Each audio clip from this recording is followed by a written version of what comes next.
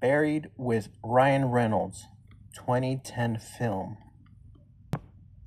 This movie is about a man that gets buried. I'm not kidding. The movie is about one man that gets buried. This man is named, well, I don't know what his name is, but it's played by Ryan Reynolds. I got this movie for free. I believe I got the Blu-ray for it. Absolutely free. I don't know, out of the blue, I went to a place that gives me free DVDs, and they had this movie. This is one of like the 10 movies that I got for free. And I was like, wow, buried. And I seen Ryan Reynolds' face on there. For those who don't know Ryan Reynolds is the guy that plays Deadpool. So this is one of his earlier works, and this film was in 2010. And seeing the cover, it really surprised me. I said, okay, buried, Ryan Reynolds. I think I might have heard this about this movie a long time ago. So I put this movie on, and sure enough, it's Ryan Reynolds inside a coffin, a wooden coffin, and he is buried alive. Immediately, I'm like, oh crap. Is this whole movie gonna be him buried alive? So I watch about 10-15 minutes of this movie, and I'm seeing Ryan Reynolds squirming and panicking and going crazy.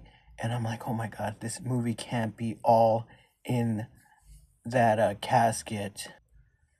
And sure enough, they do not pan to any other actors. It's purely just Ryan Reynolds in a coffin for 1 hour. So that was the gist of the movie.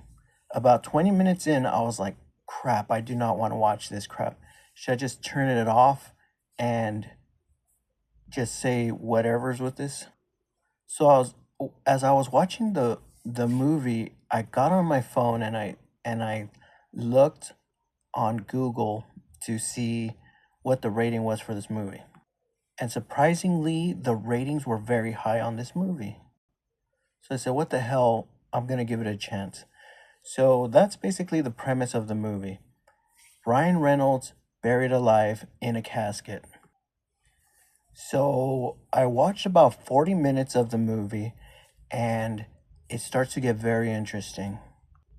So I can't say too much about the movie, but towards the end of the movie, it gets incredibly intense.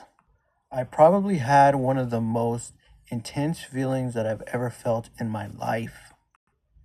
So the ending was so crazy and unpredictable, it makes this movie kind of special. After watching the movie in its entirety, I was able to actually analyze how good of a movie this was. So I would say overall, this movie is very unique. It's not groundbreaking or earth-shattering. This is just a different approach to a film. This movie is special in its own way. Now, do I recommend this movie to own? Yes, I do. I recommend this movie to own, but you do not have to buy the 4K version of this movie. DVD is sufficient, and I wouldn't pay more than $4 for this movie used. If you were to buy this movie and put it in your collection, buying the disc only is okay. Try to get this movie for as cheap as possible, because I feel like everyone should watch this movie at least one time in their life. Now, is this movie earth-shattering? No. It's not the greatest script that you've ever read or seen in your life. This movie is just a unique movie that chose to make a film in a different sort of way. This movie is very inspiring for young filmmakers, or maybe just filmmakers that are doing this for a hobby or artists that want to see a different way to do things. So that's why I say if you can find this movie for under $4, you could get the disc only and DVD is fine. I would go ahead and snag this movie, watch it one time, because it's something that you could talk about with your other film aficionados. Also, I'm a big fan of Ryan Reynolds' movies. Although he is in a lot of movies, there's a lot of his movies that I like a lot.